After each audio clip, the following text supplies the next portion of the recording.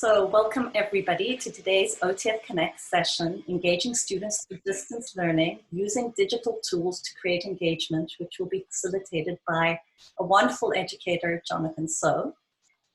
Before I introduce you to Jonathan, I am going to just do the land acknowledgement that we do here at OTF. Even though we are dispersed across the province, we like to acknowledge that we're gathered in the territories of various Indigenous peoples, and we further recognize their stewardship of these lands in which we live, learn, work, and play.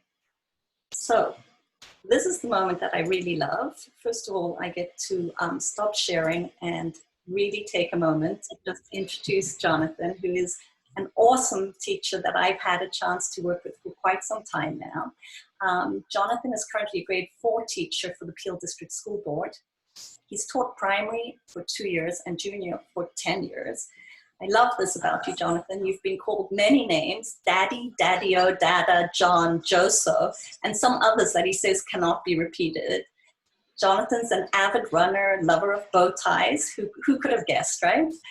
And so much more. His passions lie in being the best teacher he can be, teaching mathematics and technology and assessment. Jonathan also enjoys teaching through inquiry and watching the powerful impact it has on student growth and conceptual development. Jonathan, I can vouch for this, is always available to talk and can be reached through email and Twitter. I will put your bio, Jonathan, into the chat box so that everybody has access to that. But right now, I will hand over to you and welcome you. And we also welcome you to share your screen.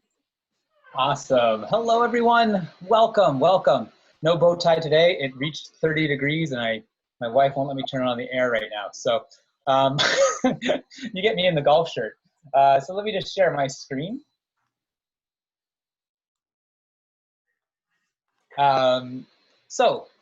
We are here for using digital tools to create engagement. Big or long title and all that, but you can easily find my sessions at bit.ly OTF engagement, and the capitals on the O and T and F. Feel free to make copies, do whatever you need to do. In fact, sometimes what might be easier is actually go to your file and add shortcut to Drive, because sometimes I do update the slides and then whatever I've updated will automatically be given to you. I know Lindy did this already, but I really do feel connected to the land, and I think the idea that we talk about this is an important thing. You can find a lot of information on Whose Land websites, and as well as just investigate the various territories that you are a part of and connected to it. I know with my kids, the land is a lot for us. It's special to us. It's how we connect as a family. And these are my 3 little minions that you see here. Now my coworkers. And they have been the pride and joy of the reasons why I teach the way I teach. And without them, the inspiration wouldn't be there, I think. And so having this slide deck is because of my kids and the connections that I have as we walk through our forests and our trees and the land that we're connected to. However, at times, our distance learning is kind of like this. I know the other day I stopped my 3-year-old from dumping Lego in the toilet while also trying to tell my principal where all the computers could be housed and how to find different cords for different kids. So that was kind of fun. I don't know if anyone can relate to that. I don't know if you want to put that in the in the chat box, but this has pretty much been the distance learning feeling that we have going on at the house right now. Even worse when my wife is also on Zoom meetings and various things too. So that has been the fun and challenging moments that we have. So I want to get us right into some engagement and have some fun.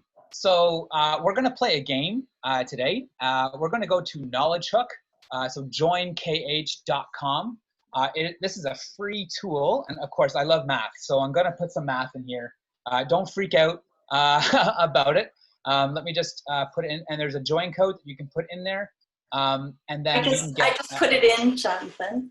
Awesome. So hopefully people will find that. Also, Jonathan, do you want to go into presentation mode just to bring your slides up? Bigger? Yeah, I'm actually going to get into the game, so we'll go back and forth. All right, great. Bromfield, my son likes to throw things down the stairs as well. So come on in. Join kh.com, mojo562. It may ask you for to log in, but don't worry, you don't have to create an account. All you have to do is really sign in as a guest with that code, and then you will be able to join the game, hopefully. Hey, we got some people. Okay, good. I did have this game up to 275 people the other day in OAME, but it's a fun way of engagement. I do this, I do Knowledgehook at least 3 times a week with my kids. It's already curated Ontario mathematics courses inside of it from grades 3 all the way to grade 10. The game that we're gonna play for a little bit is a grade 6 one that is already populated. You can also change the questions that are inside of here. And they also offer some cool homework and extra ways to interact with your students. And of course, this is all free, which is really, really cool. So I'm just gonna play. You can join anytime that you want. I know that there is way more than 8 people. Don't feel like you have to join if you don't want to. You can just follow along. So the first question that it asks you is kind of like a multiple choice. A triangle will construct using the base shown on the grid below. So there's a nice base right here. It gives you some points. And the question says, which point can be used to complete the triangle so it is 8 units squared? So is it point M, point P, point Q, point R? Don't worry, not all the engagement is going to be about math.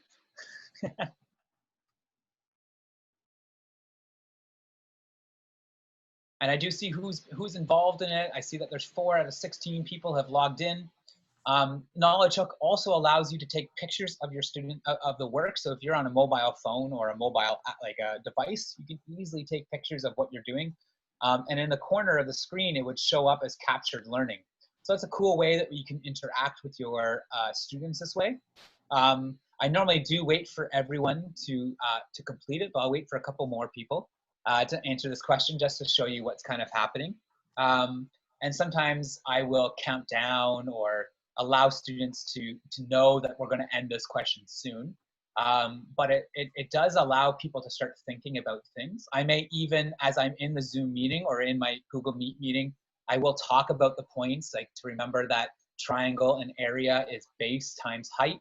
And that might help you figure out where things are. I normally wait for that to happen, you know, as students are finishing up. Like if I get about half done, I know that there are some students who are struggling. And so I'll ask that question. So I'm just going to end it though, just for the sake here.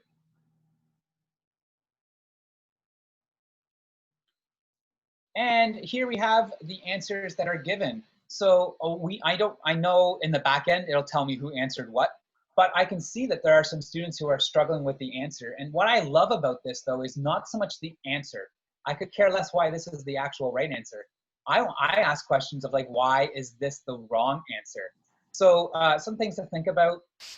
If you want to, you can type in the chat, like, let me know, why is point M the wrong answer? Or point P or point R?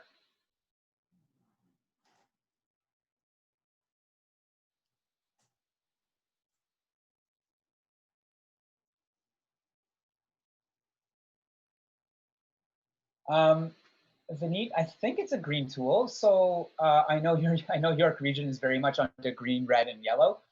You don't put any student data in for this. You can sign up as a guest if you need to. But what my students do is they put their name, like their initial and their student number, and that's all it asks them. So I'm assuming that it is a green code. I know Peel is fine with it, which is pretty good. I don't know if anyone wants to say why it's not, but I mean, it's okay. We'll go on, but I do ask about this, right? So a lot of times people click on this because they see that this is 8 units already high.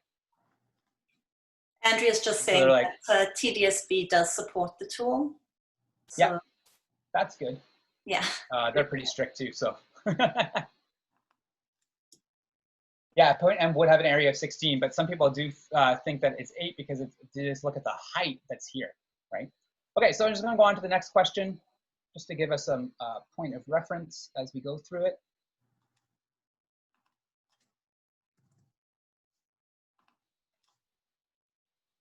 Now, I only do 3 questions for this session here. And the reason why I'm doing only 3 questions is that I can actually take up a good 20 minutes just with 3 questions with my students, right? Because if you're engaging them with this dialogue that you want to have, it's a really cool way to have those questions asked. This one especially, rotational symmetry, is something that or rotations is something that our students in grade 6 especially struggle with. And so it is a lesson that I go over a lot of times with, and I'll tell them to take like their phone or something and literally rotate that point so they can see the rotations happening inside of the point that's there. But again, it's a really cool, this is a really cool tool. This will probably be our last question, and then I'll show you some of the back ends to it. And thanks, Mike, for answering that point. M would have had an area of 16, which is why it would have been wrong. Hi, Leslie.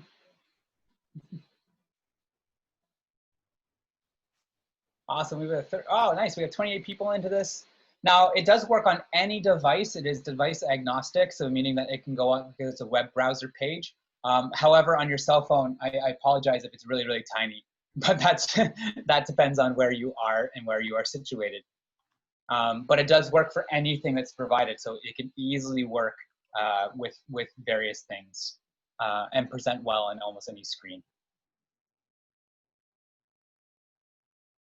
Okay, so I know, oh, there we go. We got some more people answering.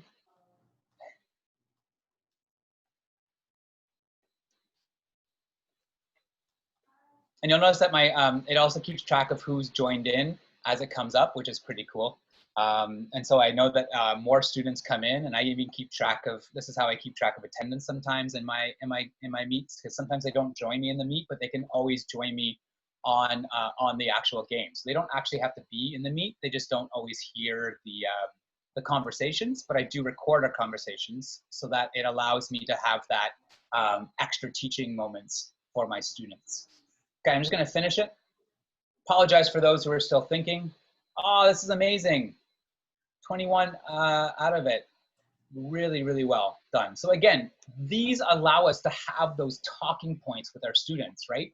And it's just a different way that now we're in this distance learning.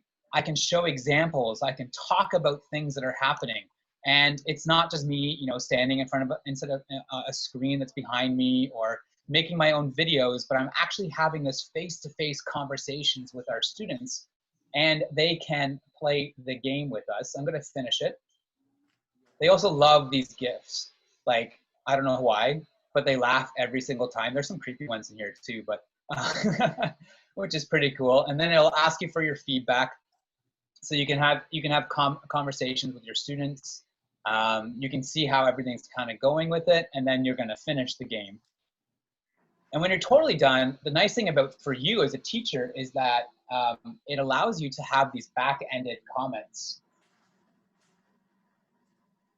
Yeah, so Bromfield, that's not new. The fact that it allows us to show different pictures into your games, that is something that's always been there. And when you're in the back end, you'll see that it will show you like a little picture inside of things. Just no one did it. But it's a really cool way. That's another way to interact with your students. So you can have them take pictures of their work if they were writing on pieces of paper, or using any of the screen shares that are there.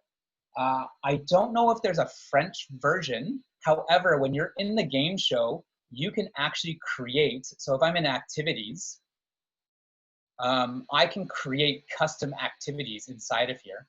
And when I create a custom activity, if my internet will allow me to do this, there is a little cheat. So you can actually go in and create your own questions or change the words. So you could easily, I apologize for some reason, my phone is going off.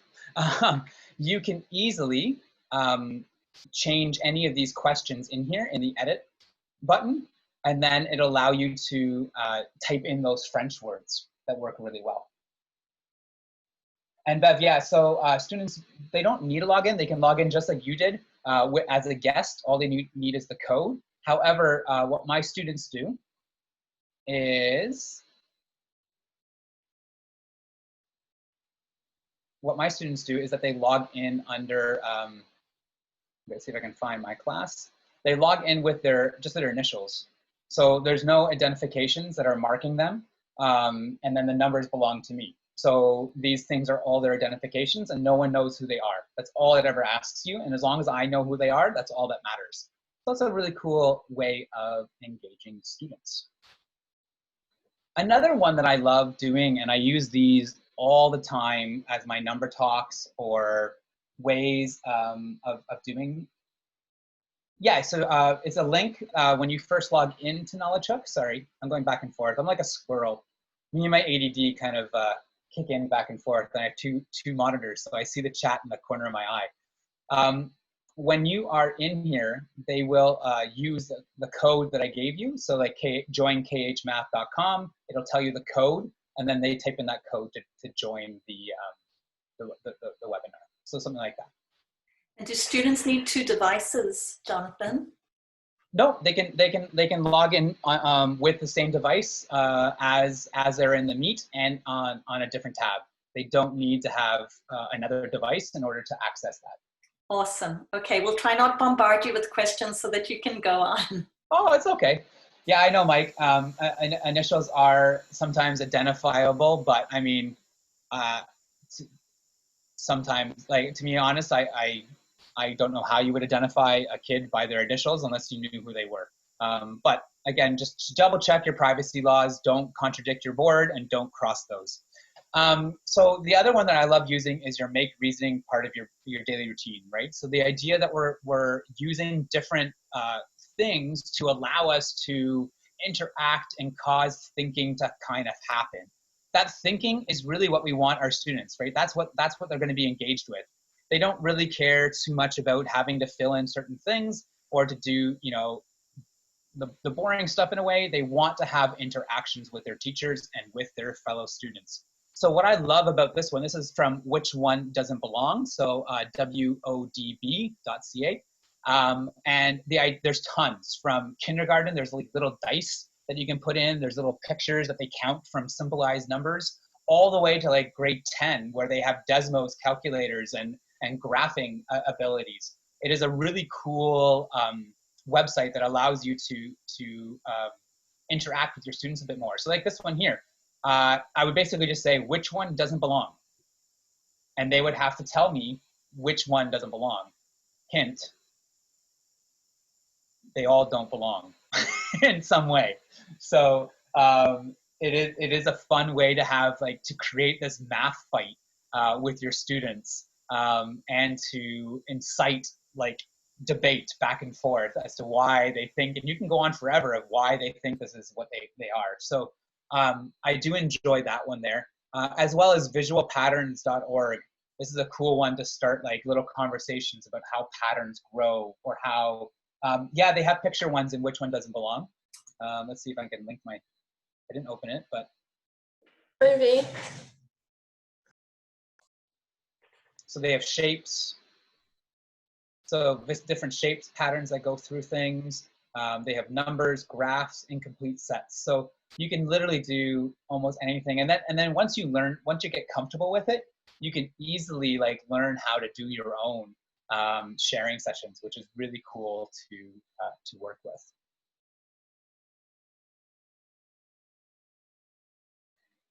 Okay, so I'm basically, the whole point of my presentation is just to go through as many different tools as I possibly can that can help you engage with your students in multiple ways.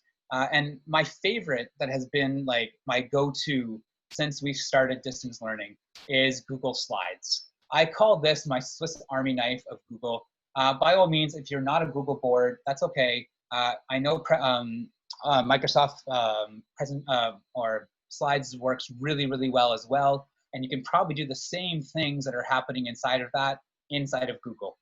So I want to share you some ideas, and then I'm going to let you kind of play and try one of them.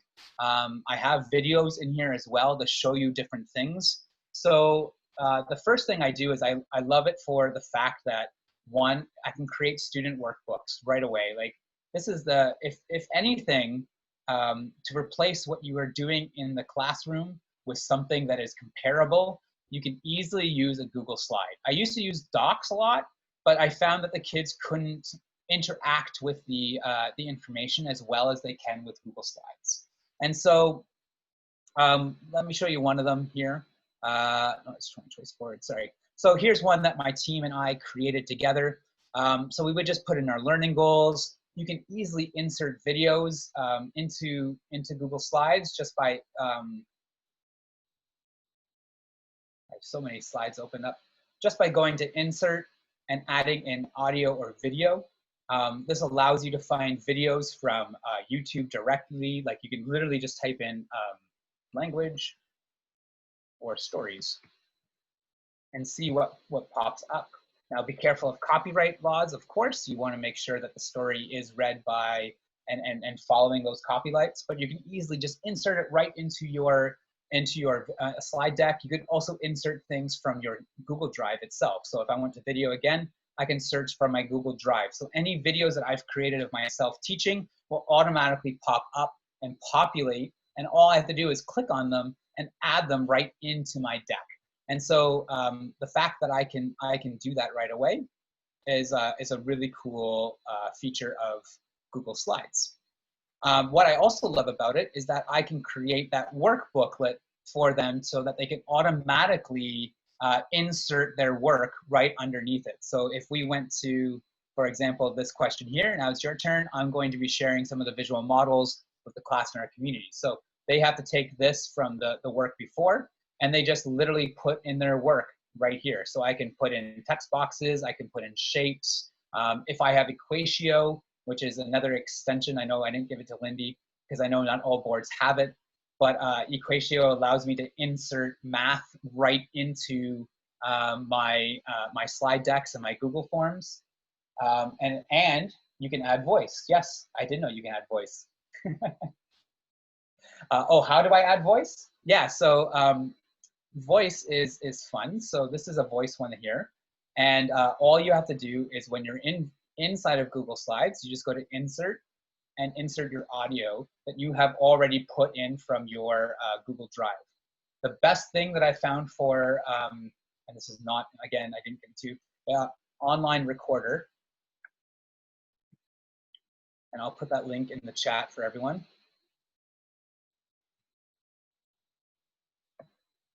So I use online voice recorder, and the great thing about it is this thing right here where it says, privacy guaranteed. We guarantee that our app is secured. Everything you record is accessible to you alone. Nothing is uploaded to our servers. So all you literally have to do is sit here and go, hit the record button and start talking into your recording. And I've taught my students how to do this. And then when they're done, they hit stop. They can edit or voice record anything that they want. And then they save that voice recording and it saves to your hard drive. That is then, I then put that into my Google Drive, and then I can upload that into any of my Google Slides.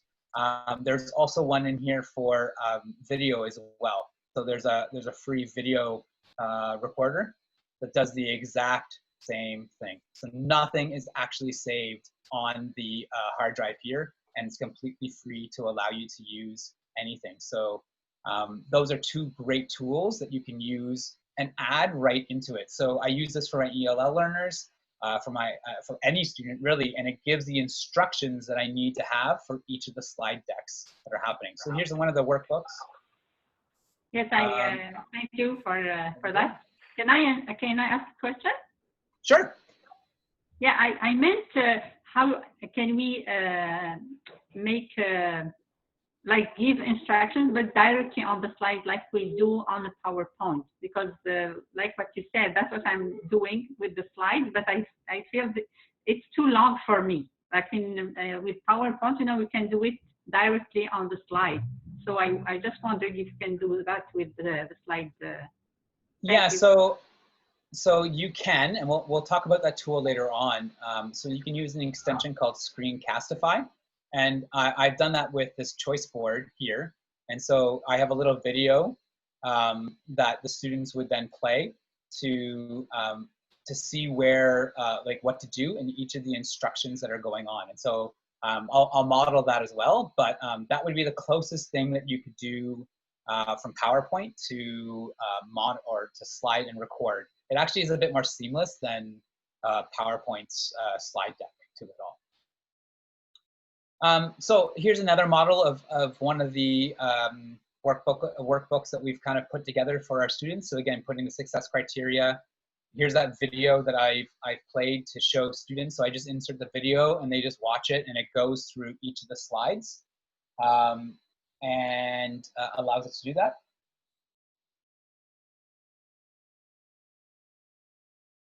So I was just reading Ian's question there. But, and Krista, it's called Equatio. I'll make sure I put it into the deck and I'll add that as well. So if you copied it, you can easily do that. So I just put in a little comment box, and that allows me to work with some of the things. And then inside of Google Slides, I can make these boxes bigger just by highlighting the different size text. So now the kids know, hey, I got to go into this section here. There's a lot of different things that you can easily do inside of slides that will allow you to play around with the different things that we have available to us. Here's the questions that we put in, and then the kids just keep working through it. So I really love that aspect of it. I also love, I use Google Slides to make board games. So there is a way to freeze the image that's behind it. So for example, like I can move this part of the image, but I can't move this part of the image in the background. And so that is in the master slide. So if I went to slide and edit master, I can actually change the background of my slide deck, and then anything I put in there automatically gets frozen. So things like this, I can literally create a game of Blocus. So this allows me to drag and drop, and this part won't change.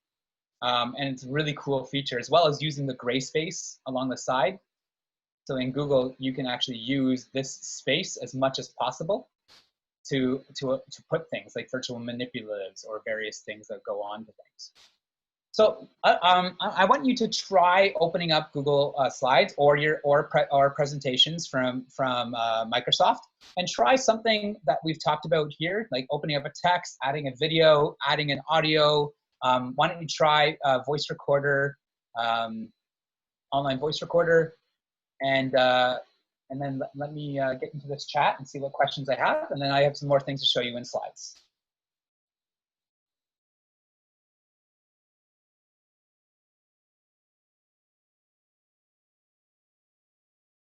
Patty, when you use online voice recorder to insert audio into your slides, is there a way to change the sharing permission settings? Yes.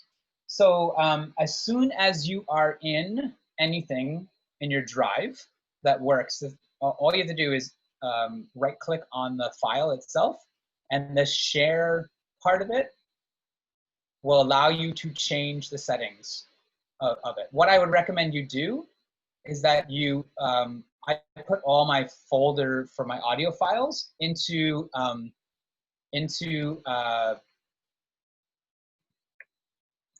folder, and I make sure that that folder is available for anyone to view. And so I don't have to worry about anything to offer it. Jonathan, Now, the equation link? I just put it into the chat. Okay, there you go. Thanks. Yeah, no problem. Equatio is an extension, but you do have to register it. I'll put the extension link as well. You do have to register online first, and it does take about 24 hours for them to realize that you are a teacher.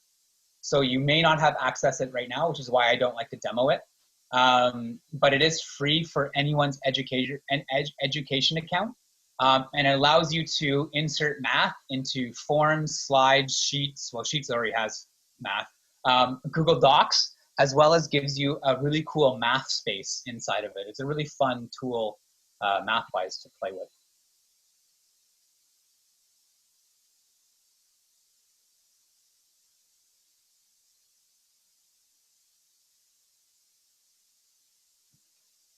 How's everyone doing? Have you tried something? Jonathan, Maybe you're online. posting in links that even I didn't know about. What is the last one that you just posted there that looks fascinating?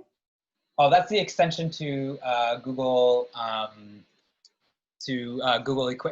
sorry, extension to Equatio. Yeah, Okay, but the great. extension part. But you need to apply first before yeah. the extension will work. Okay. Annabelle, are there pre-made tanagram shapes for your Blockhouse game? No, I had to create these one by one using the shapes. So you can use your shape tool, create the block that you want to have. And that's the next thing. I was going to show you how to do those. And then I hit like Control C, Control V, and then I have to space them together. And then you can group those shapes. So if you right click, you can group shapes together, and now they're moved as one shape.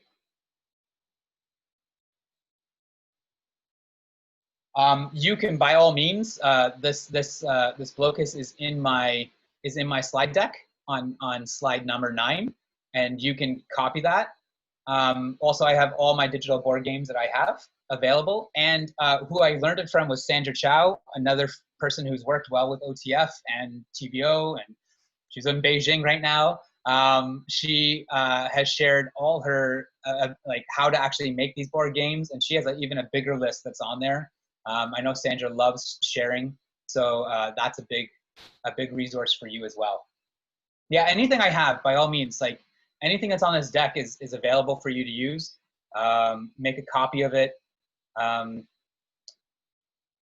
It's all you have to do is anything that's in a slide, just hit File, and you can make a copy or save to Drive, and then that way it'll be there for you. If you message me saying, "Can you please share or give me access to edit?" I will say, "Please just make a copy." Oh, thank you, Teresa. Yes, you have the slides. We'll put it in again. Okay, so hopefully everyone's doing really well. I want to show you some more stuff in slides before getting into another tool.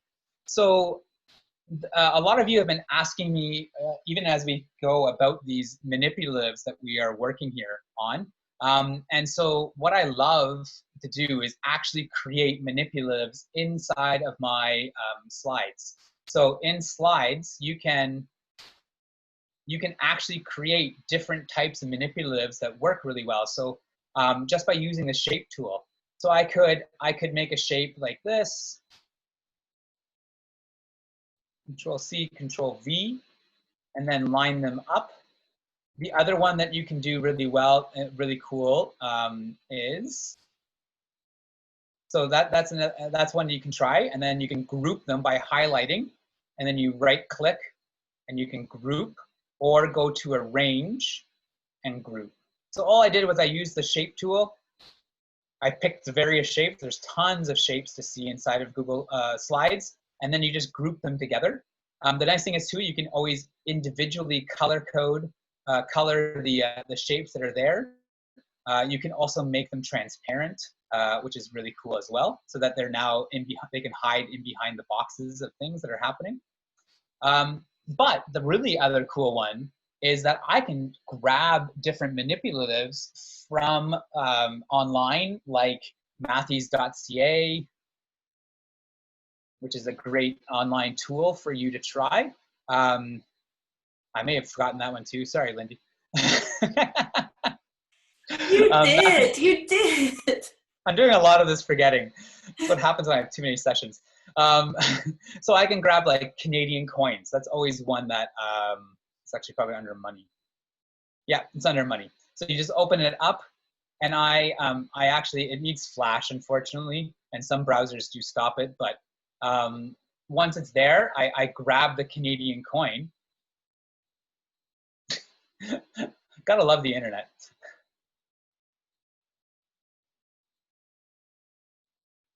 It's really, really slow. I grab the Canadian coin, and then I screenshot. Now, screenshotting is all different depending on what device you're on. So you have to kind of research your own screenshot, but I can grab it, and then I can drag that screenshot right into my, my deck if I want to. And I can shrink it if I need to, just by double tapping the image.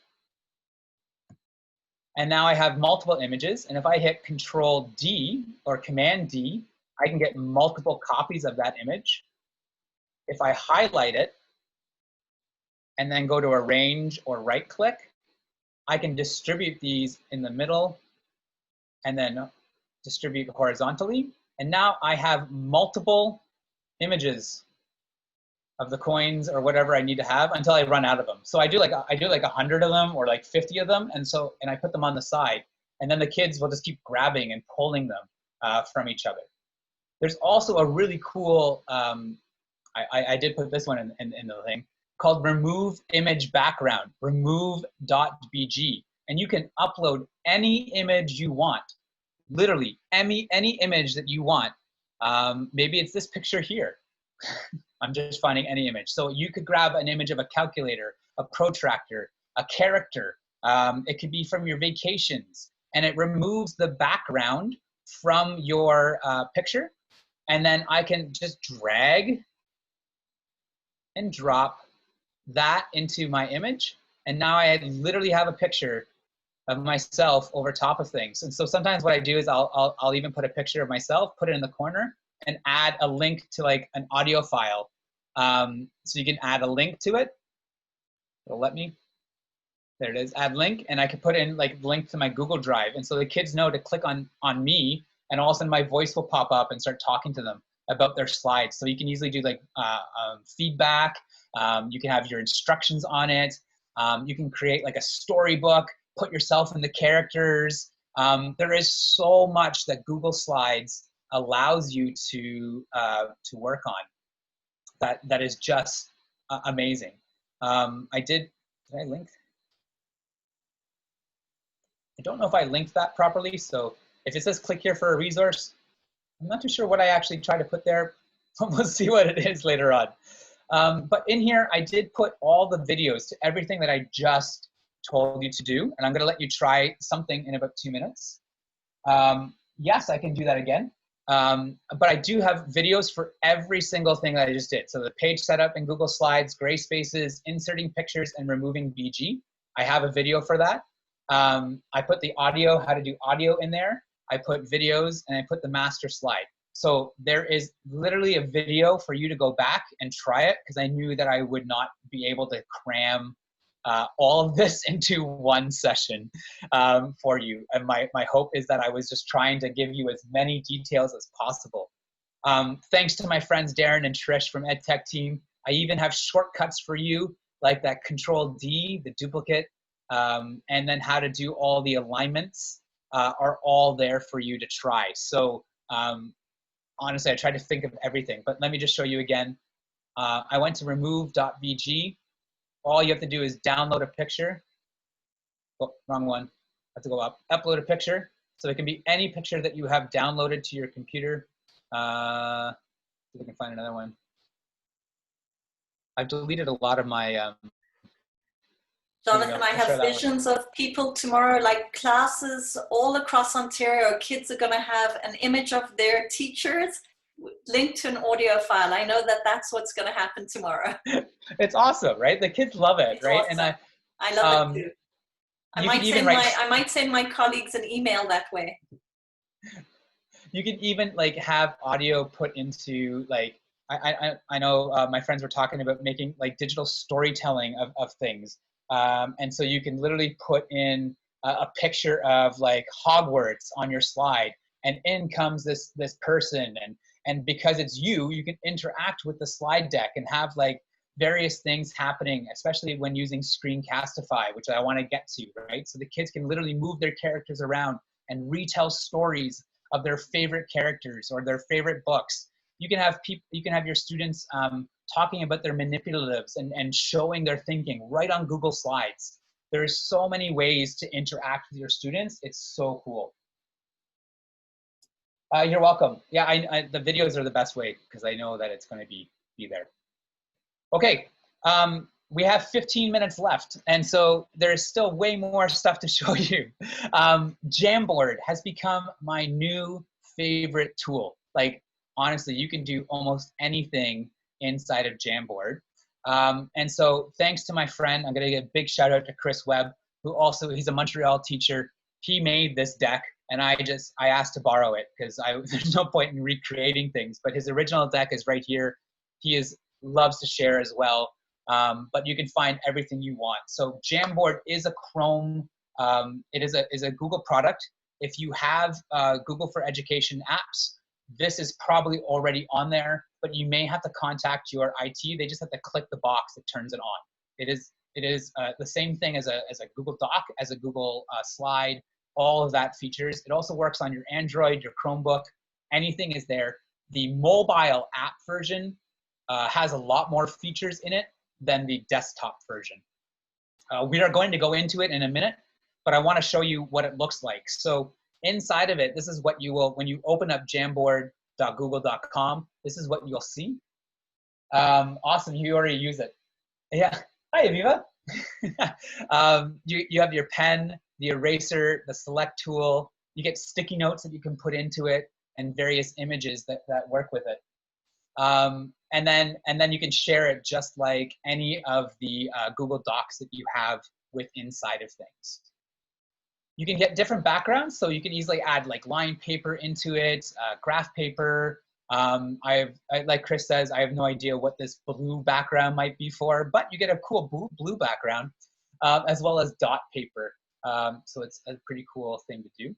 When you want to share, all you have to do is when you go into Jamboard, you hit the this orange sign, and you're going to open up a brand new Jamboard. So what I would like you to do is go to jamboard.google.com, and I would like you to open up a Jamboard and just play around with the tools that are there. And I'm going to have you all come into a Jamboard in a minute.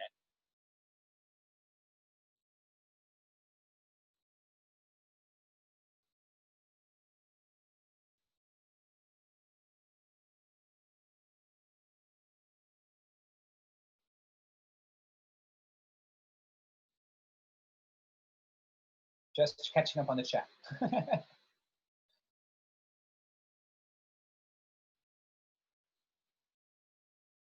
Awesome. So when you're inside a Jamboard, it's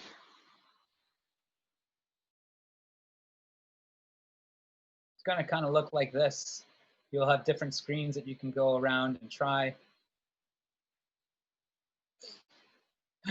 You have your pen tool that you can just write with inside your pen tool. The erasers on the side.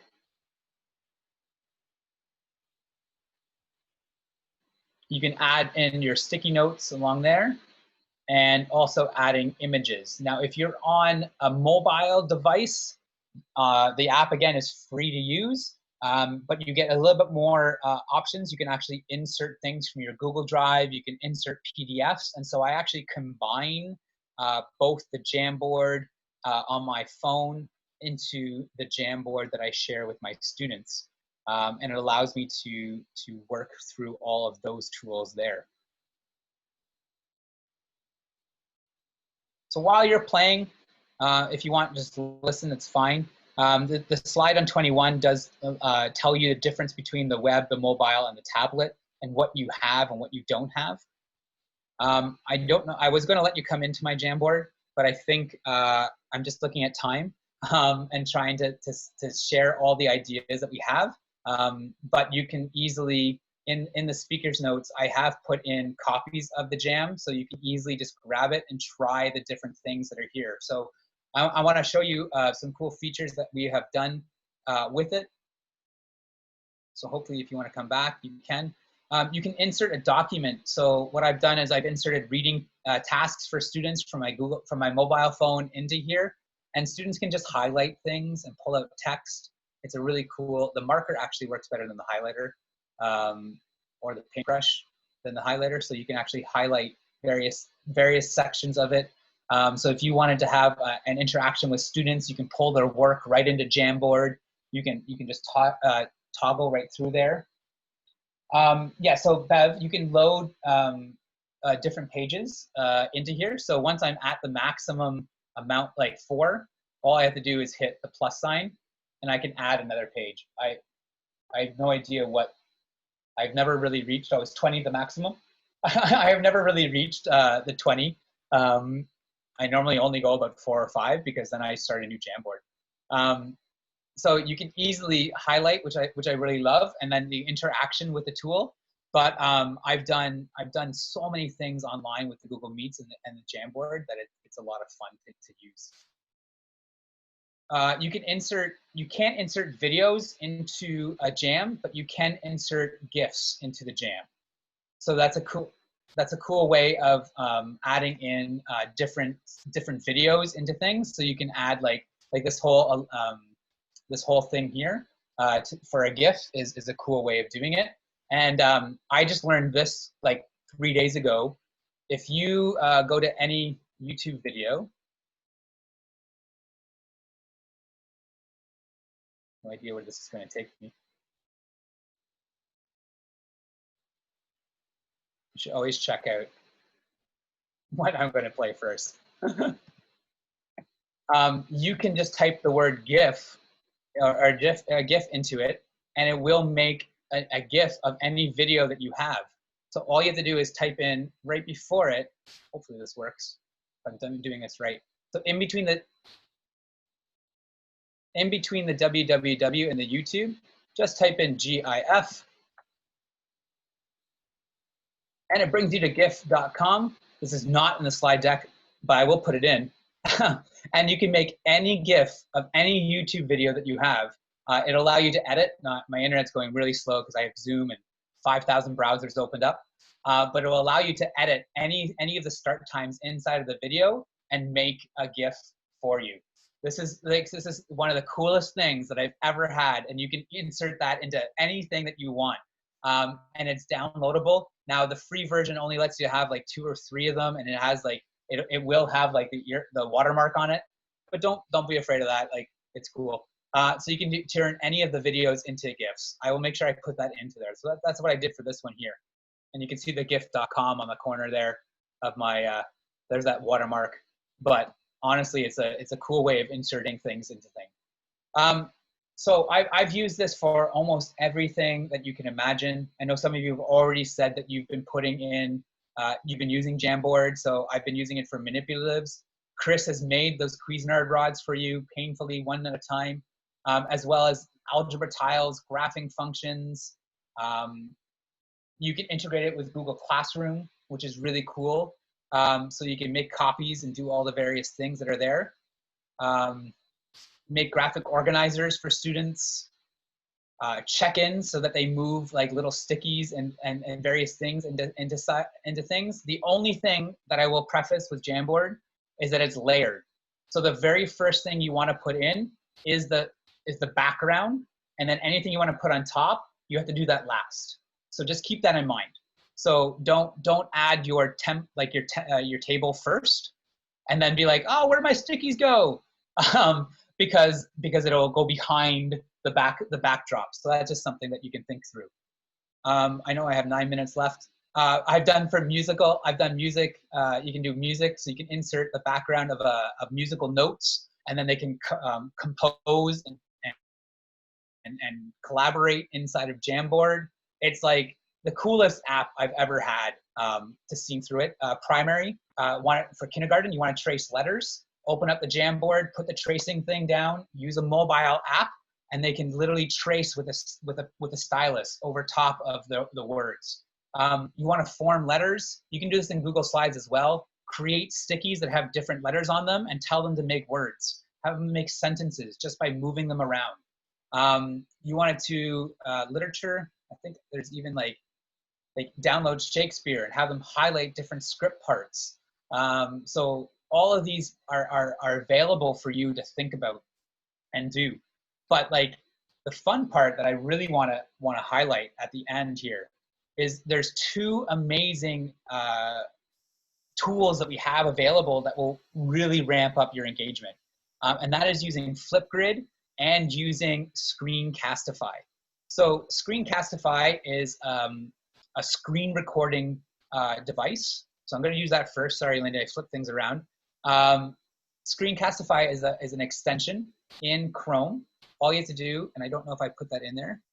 I'm going to do that right now. So what happens when I plan something and I change something on myself.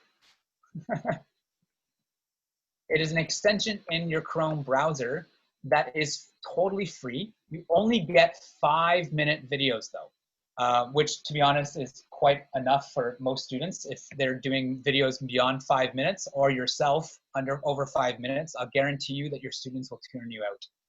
But all you have to do is hit this little extension. It's at the top of my screen. It's this little arrow once it's downloaded, and you just hit record. And as soon as I record, my little box pops up and it says, what do I want to share? I'm going to share this.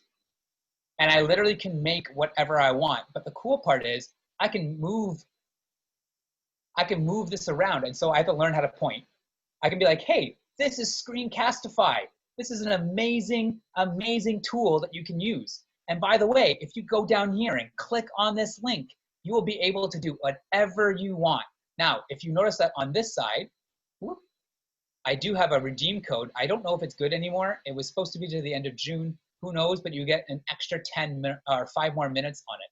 And then when you're done, you hit stop sharing, and that video is automatically loaded into your Google Drive. But the cool part is that my little screen that I was moving around actually comes around and moves with me. So this is a cool way that you can interact and share information with your students. So it's almost like you're right there having that like fun interaction with it. And I learned that from George, another ed tech team. He's an amazing guy.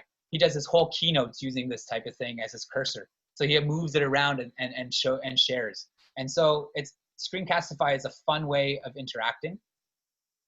And finally, with 5 minutes left, and I have all these videos inside of here. So if like everyone's like, whoa, fire hose just hit me in the head. I intentionally did that. And I put all the videos. So here's the video for the Screencastify. Here's the video for setting up your grid for Flipgrid. Jen Giffen's resources are in here somewhere. If not, I will make sure that they are. Yep, there they are. So Jen Giffen's resources on Flipgrid, amazing educator as well. She has a whole resource on how to use this step by step by step. But here's all the videos that I've created. Flipgrid allows me to have this interaction with my class. I can post videos. They can talk back to one another just by replying, and it's asynchronous, meaning that they don't have to be there on screen all the time. They can do this whenever they want. So you can post a little grid, and inside the grid you can add a different video into the grid. So this is my test grid. I can add a new topic. My topic can be like, what did you do today? And then I can give instructions on that, and then I can create that topic. Oh, I need to actually put instructions in. You can make 1 minute to 10-minute videos. Again, no one listens to 10-minute videos. I normally do like 2 minutes at the most. And then when you create this topic, students have the ability to, just by sharing this link, Teams, Classroom, Remind works, and they just make videos, and they add it to, and it works on any device. And they can add in screen share. So right now the camera is being silly because it's on the back of it. I can add in a whiteboard. So if I don't want to see my face, I can add in a whiteboard so that I can literally write over top of whatever I want. And so the kids can literally share their work. They can flip the camera around and actually have their videos that they need to, and then they just record. And it's a great way to, all those slide decks that we created, all those choice boards that we made, all the games that we played. This is how you have that interaction with your students, right? Like you want them to be like, hey, how can I talk to you? This is what they miss the most. They miss you as educators. They don't care about the work right now. They want you. And so this is how we can create that asynchronous speech, that time that we can have with one another. The Jamboard can be done synchronously, asynchronously. The slide decks can be done that way as well. Knowledgehook is a great synchronous learning that you can do. But the other cool part of Knowledgehook is that all the game shows can be played anytime that they want. So with the 2 minutes that I have left, I'm sorry that I went through like a whirlwind going through as many tools as I possibly can. I just want to arm you with everything that I possibly can for you. I do have, if you go to this, hopefully it brings you to where I need you to be and not my old deck. No, it does. Okay, this brings you to my website. On this website, you will find every presentation that I've ever done, ever. And you can grab whatever you want from it. By all means, connect with me on Twitter. Email me if you have any questions at any time. I will answer them and help you out. So with the 2 minutes left, is there any questions that you have on there? Wow, maybe what we could do, Jonathan, is maybe what we do is let me thank you. And then if people want to hang around for another couple of minutes to ask more questions, if you can stick around for 5 minutes or so, Yeah. that would be awesome. Okay, I'm gonna get you to stop sharing your screen now. I feel like I'm one of the participants here because I'm completely overwhelmed. It's been absolutely fantastic. I feel like I learned so much, absolutely incredible. I can't wait to try out some of those options. It's really been incredible, and I'm unbelievably grateful for everything that you've shared. And I wish I had a group of students tomorrow that I could kind of just try this all out on. But thank you so much. I wanted to just let people know again that tomorrow probably you'll receive links to an evaluation form for the webinar. You'll have access to Jonathan's slide deck. Jonathan, we used a different link from what you had given us, so we might have to update that if you make any changes to your slides. And we're encouraging people to visit the OTF Connects calendar to look at other upcoming webinars. I know these fill up very, very quickly. I also wanted to apologize to everybody. We don't know why it was so hard to get onto the session today, but we're really happy. We had about 67 people who joined us nevertheless, so that's pretty awesome. And just thanks to everybody for being here. I'm actually going to stop recording, and then what we can do is you can then